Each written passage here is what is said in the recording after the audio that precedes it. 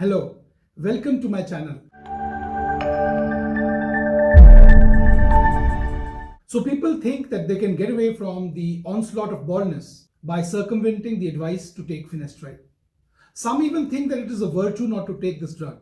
This narrative is born out of loss of rationalization and reckoning at an early age when hair loss happens. People tend to cling to any advice to the contrary that holds out a hope for them. A hope for them where there are no side effects, no risks of medications. Though more and more patients today are conditioned not to take the advice to take finasteride, but those that have been through this process have come to realize that the advice which was initially given to them had substance. They have witnessed the initial gains from hair transplant surgery for the first 2 to 5 years, slowly disappearing, slowly vanishing into thin air. And they have now realized that had they followed the doctor's advice, they would have retained most of the hair that they have lost. Sameer is one such person who fell for this commercialized advice that made him believe that there do exist alternatives to finasteride. Now, 8 years after his hair transplant with me, the first hair transplant which was at the age of 26, he recently sends me this note. It is very easy to guess that his baldness has since progressed and he is now at his wit's end. So today I present a set of 5 patients who had their first hair transplant with me many years back, were gullible enough to fall for advice to the contrary of not taking finasteride, and today they regret their decision. In some cases there is no hair left now to transplant because the donor area as well has succumbed to the ill effects of DHT, and their condition today is such that it looks so unnatural. In some cases just a hairline and a completely bald scalp at the back. Would they have been better off without a hair transplant? Now this is one of my oldest patients, a Caucasian patient whose complete records I still have till date, a patient who came to me first about 12 years back and whose hair transplant I did, a conservative approach given the fact that at an early age of 25, he had grade 4 baldness and there were indications that this would progress to grade 6, which it eventually did. So a conservative procedure was done and he was advised finasteride. He did take finasteride for 5 months following his first hair transplant, but after that he discontinued and he's come back to me 2 times after this, and that within a period of 4 years. Within a period of 4 years, you can see how rapidly his baldness has progressed. When patients who are young and who have extensive baldness come to me, they cannot imagine that within a short period of time, in some cases, their baldness will progress so rapidly that the available grafts will no longer be sufficient to fill in the new appearing bald zones. So this is what patients who are young do not understand, fail to understand, or who have a mental block, who will not listen to this advice. Now this patient regretted now that he had gone against the advice to take finasteride in low dosage for a longer period of time. And he feels had he done that, had he followed my advice, he would have had a much more head full of hair than he presently has. Well, now he has only the planted areas, which are so stark and made more stark when you hold them separately, as this lady is doing. She's holding his hair in the hairline and mid-scalp with her left hand and the hair in the crown with the right hand. So you can see the entire bald area around these 2 areas. All the hair have over the years, over 4 years, fallen off. These hair would have been preserved had he been on DHT blockers. But this is the recklessness of youth. It is inbuilt not to follow advice. The thought that a mere hair transplant done just once will allow them to circumvent any future hair loss is a common belief today. Unlike what we think, that due to availability of knowledge on the internet, on web, but people are still not educated about progression of baldness. Well, it's not completely their fault.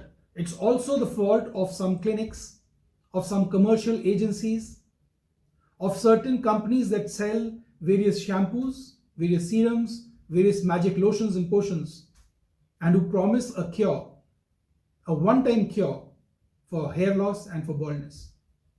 These companies are equally responsible for what we see in these patients. This is like a Shakespearean plot which is driven by fantasy and imagination and fortified by expedient medical practitioners in the field who are a dime to a dozen, and other commercial agencies which are selling serums, hair loss shampoos, various magic lotions and potions, like they are a panacea, a cure-all for all hair loss problems. And so is the case in these other patients that I am showcasing. All these patients underwent a hair transplant at a young age. Some of them underwent a hair transplant against medical advice. If they were not ready to take finasteride, it was clearly told to them, do not go in for a hair transplant. They went for a hair transplant, but later did not follow up with finasteride. So you can see how baldness, which is ever progressive and many times aggressive at that age, has ravaged the areas on the scalp. The initial benefits of hair transplant are also lost. Love's labor lost, as Shakespeare would say. There's not much they can do now because the donor area also has thinned out over a period of time and has miniaturized. Had they taken even low-dose finasteride over the years, they would have retained much of the hair that they've lost now.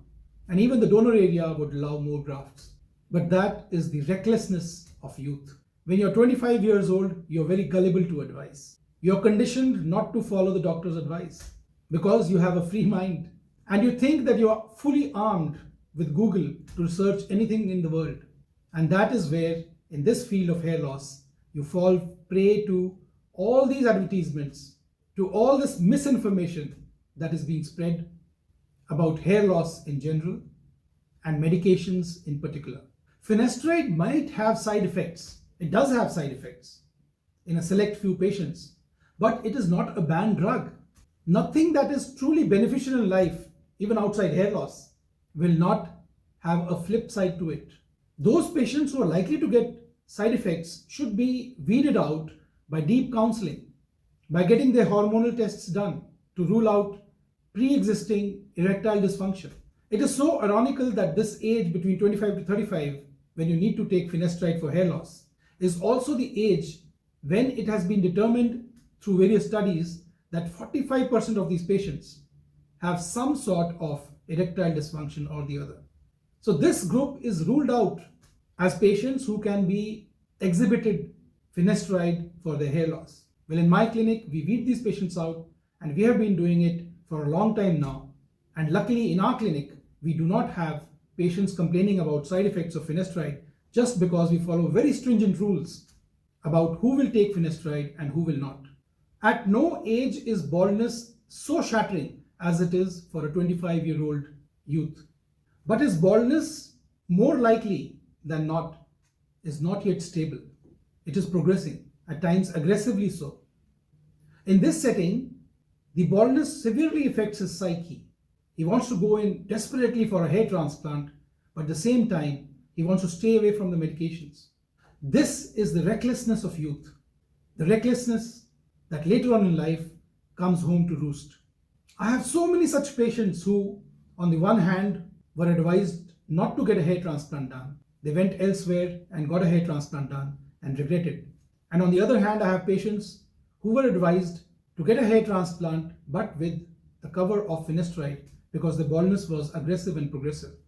But they took finasteride for 6 months, 5 months, or didn't take it at all. And they come back to me after many years regretting the fact that they did not follow medical advice. And these patients are building up slowly, gradually. It's a deluge of such patients who just have a mere hairline and all the other areas have become bald over the years. And there is no donor area left for us to cover the other areas in some cases.